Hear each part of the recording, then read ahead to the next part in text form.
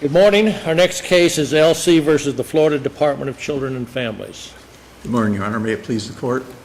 And I'd like to reserve 2 minutes for rebuttal. All right. Kevin Colbert on behalf of LC, the father, and we're here asking the court to reverse a final judgment for termination of parental rights as to the minor child, LC III. There were 5 questions presented below, but the crux of this is irrespective of services, whether or not the trial court erred under 3D13-0624 in terminating this father's parental rights for his history of schizophrenia. I would argue to this court that this father should have been presented with a case plan and allowed the opportunity to parent this child. 3D13-0624 requires the department to prove up by clear and convincing evidence that any services provided to this parent would be futile, that the parent could not benefit from those services. And I would argue to this court that in this particular instance, they did not meet that burden. There was testimony by 2... The statute permits the consideration of prior services to be be and whether or not the burden is met, correct? Yes, it does, Your Honor. And in fact, how far through the services did this did this father get in the last case? Well, that's a question I don't believe that was clear on the record, Your Honor. The case law first of all, let me say, yes, you're absolutely correct. You can look at prior services. In the prior case for the elder child, the father was provided services. The testimony was he was not medication compliant. Well, he was provided services, and he didn't complete because he surrendered the child. Exactly, Your Honor. So we don't know whether or not he would have completed eventually or not because he voluntarily surrendered the child. And I would argue that makes... Why did he voluntarily? Sir? Why did he voluntarily surrender We can't the know child? that. I mean, a voluntary surrender is like a nolo plea. It's a matter of convenience. Maybe he did it on behalf of his child. Maybe he did it for his own best interest. We can't know. That's not on the record. But I would argue that the other cases where they rely on previous services, WR and CB and the fourth, in each of those cases, the services were provided, and at the end of the day, the parent was involuntarily terminated. In this case, is a voluntary surrender, and I would argue that that's distinguishable. Moreover, in this case, this is a single-parent TPR. The mother was provided a case plan and an opportunity to reunify with this child.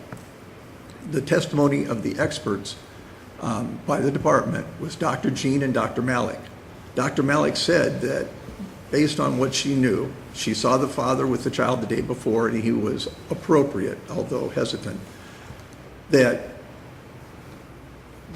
she really needed a psychiatric evaluation at this point in time in light of the fact that the father was on Risperdal, at this point in time. Now, when did he go on Risperdal? Sir? When did the father go on Risperdal? Was it more than 3 months before the hearing? Yes. If the court looks at the timeline, I was going to suggest... When was it? The court looks at the timeline. The TPR petition was filed on October 30th. The case came in, I believe, in September. The father's testimony was that he started taking the Risperdal in a lower dosage because, again, the testimony was that he had been taking a higher dosage before. So when did he start taking it? Was it more than 3 months before? Yes, sir. He said in September. His therapist said November. So there's a discrepancy there. But he did definitely start taking it. The department cites to DB, which is the only case out there, as far as I know, where a parent was not provided a case plan. And they proceeded directly to an expedited termination of parental rights, as in this case. As in this case, that parent had a history of schizophrenia. Again, though, I would distinguish because in that case, even after the TPR petition was filed, there's testimony, or rather there's record evidence that that parent refused to become medication compliant. Well, the real issue in the case is whether there's substantial competent evidence to support the termination. To meet what is there substantial competent evidence to meet or support the level at which a termination can be upheld? Was there substantial and competent evidence to support that he should not have been given a case plan, that any services provided would have been futile, and that he would not have benefited from them? His own therapist said, and he'd been going to that therapist for the 3 or 4 months the court had queried me about before. But the other two doctors recommended termination or said that he would not be able to parent, correct? Yes, actually, Dr. Malik qualified that by saying, based on the fact he was now on Risperdal, and based on the fact that his therapist was saying he had improved, that she really needed a psychiatric evaluation to see where he was. Dr. Jean did. Didn't he have a long record of going off his meds? Yes, he did. But again, the record evidence showed that he was taking Abilify. It made him suicidal, so he stopped. He took Risperdal at a much higher level, and he stopped because that was causing auditory hallucinations. Again, it's the same thing that we talk about all the time, about whether we protect the child or consider, as we have to, the rights of the parents as well. And that's absolutely correct, Your Honor, but in this case, I'm also arguing it's a least restrictive. This is not to say that this parent needs to be reunified with this child. What they've done, what's occurred here is, as this court said before, the death penalty of civil cases. This is termination. Can this father be given? Well, I'm sorry. I have my own idea about the appropriateness of using such expressions. And what I'm suggesting is there's a least restrictive here. There's a case plan for the mother. There's an ongoing dependency case. I don't believe this rises to the level of a single-parent TPR, first of all, for the protection of the child, because... Well, that's really what you're saying, isn't that? The kind that's what I'm saying, Your of Honor. parent that he was, although bad, was not that bad. Well, and there can be there are other constructs besides termination. He could be given solely supervised visitation. It's to the child's benefit to have a father in his life. If there can be done in a manner that can Didn't the department offer the father a chance to have the child during the day with the child going back to the grandmother in the evenings, and he refused that? That was the PI's testimony that occurred prior to the case coming in. Yes. So it's in the record. Yes. I mean, that's substantial competent evidence, whether someone credits it or not. But at that time, as we just discussed, that father was not on Risperdal. The father was not medicated, and in fact, he was not medicated at the time Dr. Jean evaluated him. And he came off quite clearly as somebody who was not schizophrenic. Medicated by his own choice. Correct, Your Honor. But he made that choice afterwards when this case came in, went to his therapist, took Risperdal, and I'm suggesting to this court that he be given the opportunity to have a case plan. And at the end of the day, if that case plan gives him the opportunity that the court's querying me about, and he turns it down, then yes, that's grounds for termination of parental rights. But offer of voluntary services prior to the dependency, prior to the termination of parental rights, I don't believe should be held against him, especially when he was not medicated and became medicated afterwards. Thank you, counsel. Thank you, Your Honors. May it please the court, Karla Perkins for the department along with Hillary Kambour for the Guardian Program. The problem that we have here, as the court correctly pointed out, is the fact that the father refuses to remain compliant with the medication. The father's own testimony actually shows where he said he was taking Risperdal currently and Paxil. He reported that 2 to 3 years ago, he had a girlfriend who threw away his Paxil. It went completely out of his mind, but then he turned around and testified that he's been taking Paxil for 7 years. The problem is, he cannot remain consistent in terms of taking the medication.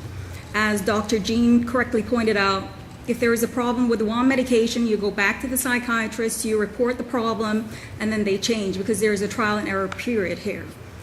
The problem with him is he does not remain consistent. He does not go consistently to the psychiatrist When and get did he the problem start remedied. taking Risperdal? The therapist for the father, Mr. Sanchez, what he testified to, which was a self-reporting by the father, he said the father reported to him that he was on medication on October 25th, and he was taking Paxil and Seroquel. October 30th, he was taking Risperdal. November 27th, Risperdal and Paxil. So the evidence is that he was taking Risperdal for about 3 months before the termination hearing, correct? About that. However, the thing is, he reported that in October, but the therapist said he actually did not start taking the medication until November, maybe November. And the therapist said that he was making progress, I believe, with Risperdal, correct? Well, for the brief period, remember, it's a brief period of time because he only started I treating him. understand that, but He's in a seen, termination for parental rights proceeding, if he's making some progress, albeit 2 or 3 months, and he may finally have the right medication, why should he not Get a Why plan. should we not get a plan? the problem here is he may be compliant for a short period of time. Nobody knows, but Well, he's had a history. If he isn't compliant, all bets are off. I mean, if he violates the case plan, then it's all over completely. But Well, here's what the mother has. we're talking about in an extreme situation such as this remedy, we're talking about danger to the child. That's what the only thing we're talking about, correct? Correct. And the problem here Is there, I mean, what is inconsistent with the safety of the child with a case plan, which includes, unbelievable restraint against him with so far as the child is concerned, but not termination of his rights entirely? Here's part of the problem. The problem is the mother has cognitive issues. The maternal grandmother is actually the guardian of the child. The maternal grandmother testified to the fact where the father actually has been threatening her, and actually he went and he's been to her home. She's even tried to change phone numbers. He somehow got her daughter's number. The grandmother, who's the child's guardian, is basically afraid of this man. The fact is he's had, the evidence before the court is he has a lengthy history from childhood of being diagnosed with schizophrenia. The problem is over the years, despite the fact, and he was given a case plan because we had a former case manager testify he was an older These threats child. occurred during the time that he was allegedly doing better than he was on the new medication, whatever it was. I can't tell you from the record that it's very clear that at the time he was taking the Risperdal itself Risperdal, because he's been on different medications. So I can't tell if the grandmother's testimony is saying based on that time, but she testified she doesn't want him anywhere near her daughter. He had her daughter living on the streets while she was pregnant. The grandmother is afraid of him. The grandmother is the guardian of the child, and she will remain the guardian of the child. This fellow is not well and has not been doing well.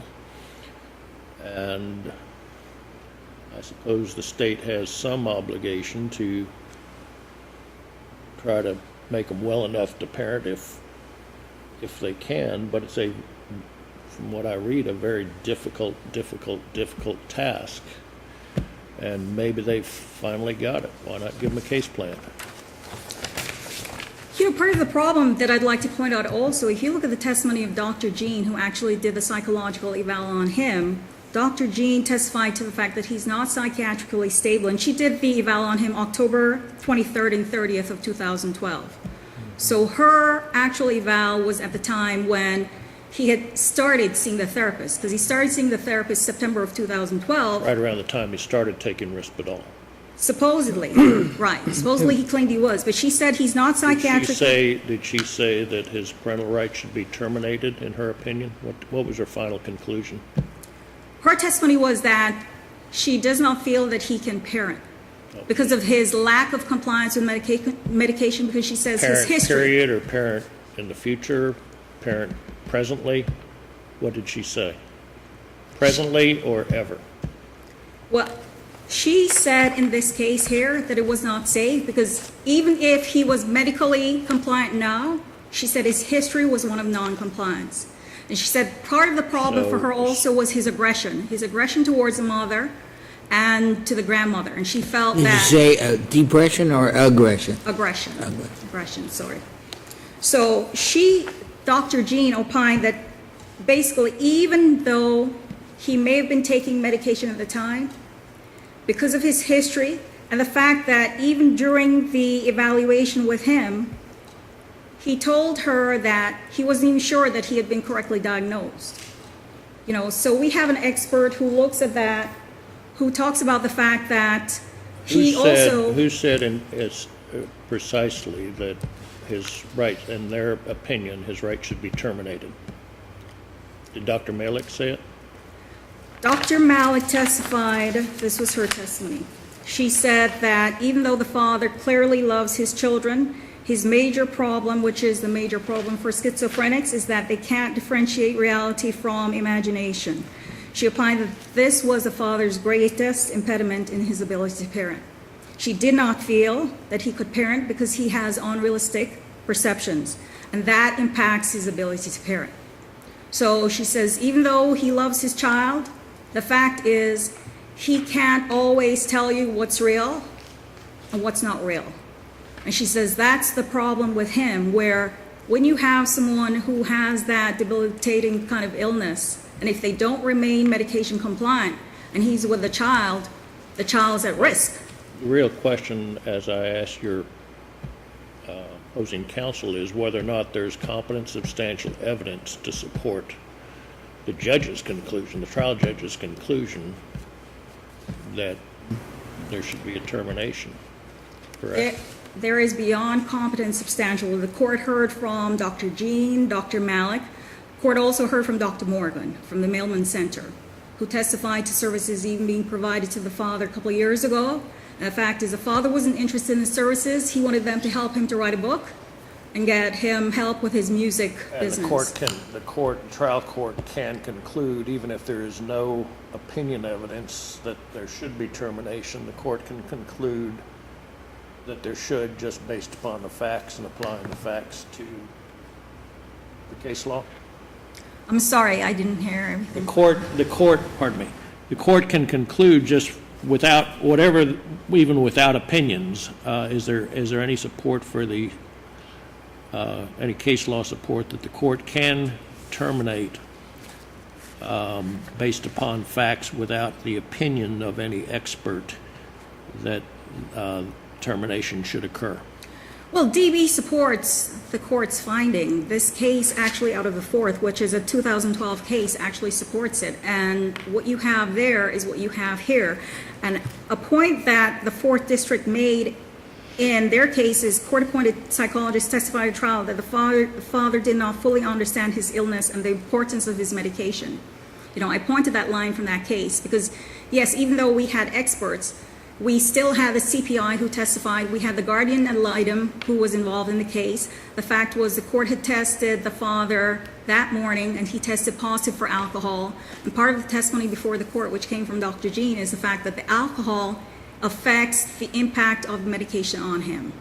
So even aside from them pointing out to the fact that he has this problem, which the father, wavers, he tells someone that yes, he has this mental illness, but then he tells Dr. Jean he doesn't believe he was correctly diagnosed.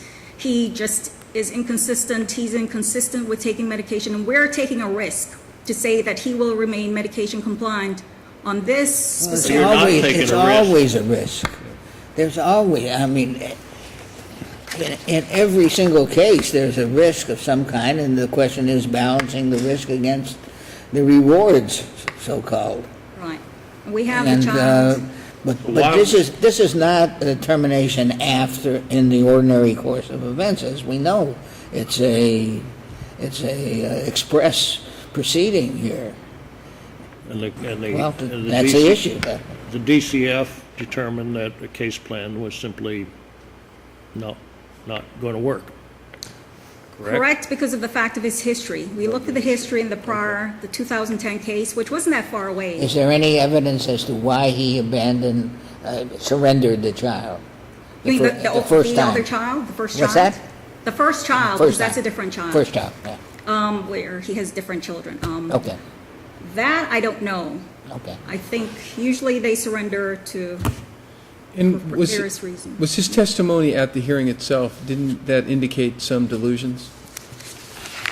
He did, because he was delusional at the hearing. He seemed to be, because this is where I pointed out that he testified that 2 to 3 years ago, his girlfriend had, threw away his Paxil medication, and then it totally went out of his mind to take the medication, but then he turned around and he testified that he's been taking Paxil for 7 years every day, and he loves the medication. So it just looks like there was even some kind of confusion with him, too. And did he indicate he had a parent that was wealthy or something? Was that at the hearing? I'm sorry? He testified that his father was a very wealthy man. He did. And that happened at the hearing? He did. He So testified. the His trial father judge has many heard him houses. testify. Well, we never did challenge that testimony, but he testified his father has 6 houses and a lot of money, but he was out down here living on the streets. Having the mother live on the streets also when she was pregnant, so it's Thank just you, a bad counsel. case scenario. Thank Thank you, you. Judge. Yeah, briefly, Your Honors. At the end of the hearing, counsel, his own trial lawyer came right after the decision was announced, came up or said, will you accept a surrender? Will the court accept a surrender at this point? And the court said no. It sounds to me like if counsel was being faithful to his client, that this person, his father, was ready to surrender. I can't address that, Your Honor. I wasn't the trial counsel, But and it's in the record. Did you In see the it? record. I don't know. Right at the end of volume 2 of the record, there said, at the outset, she said, all we're looking for is some time with the child. And then at the end, after all the testimony came in, and after Judge Lederman recited her basic conclusions, Ms. Warwick, who was the trial counsel at the time, said, well, will you accept a surrender at this time? And the court said no, presumably because she had already gone through all the testimony and was going to enter an order. I understand what the court's saying. I can't address why or how that occurred. I don't know the answer, but I would say to this court a couple Sounds like things an like offer that. of settlement. Sir? Sounds like an offer of settlement. It sounds like a belated offer of settlement, yes. But that being said, two things I wanted to point out again. Or a confession, not settlement, confession. Again, DB is distinguishable here because that father never became compliant. Even after the TPR was filed, he Did the continued. father have a case plan? Sir? Did the father have a case plan in DB? No, that was the only case out there where they, just similar to here, they went on an expedited termination of parental rights His without father providing a never case plan. became compliant either. But this father did become compliant in that he became, his medication, he went to a therapist. He didn't have a But case if plan. He became medication compliant. The Sir? best evidence, usually we say in every case the trial judge was there and observed the witnesses, and most of the time it doesn't make any difference, but this trial judge observed your client in his basic state, apparently delusional. Isn't that entitled to a great deal of weight? I don't know that he was delusional. He may have Well, misrepresented. he was. He may have his parents may have 6 homes, for all I know, Your Honor. But let me just say, the courts talked about this a moment ago. Is this putting the child at risk to give the father a case plan?